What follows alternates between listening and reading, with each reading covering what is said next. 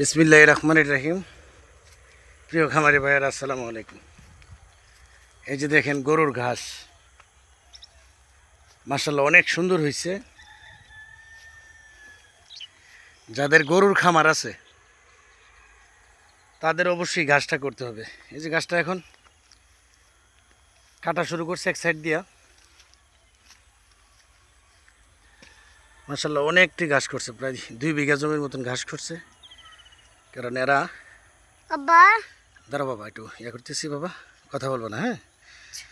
আপনার দেখা গেছে কি আপনার এরা কোরবানি সিজনে, প্রত্যেক সিজনেই 8টা 10টা সার পালে, যার কারণে আপনার ঘাসটা না হইলে সমস্যাই। তো এরা ঘাস করছে আমাদের পাশের বাড়িই, সুন্দর করে এরা গরুগুলা পালে।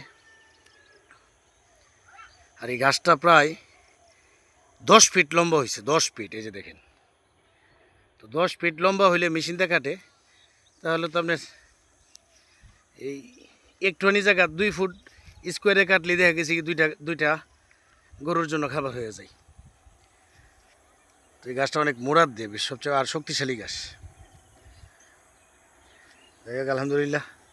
এই যে একটা পুকুর, রাস্তার যাতায়াত ব্যবস্থাটা ভালো না হওয়াতে পুকুরটার ইজারা কম। যাই হোক, সকলেই ভালো থাকবেন। আসসালামু আলাইকুম, আল্লাহ হাফিজ।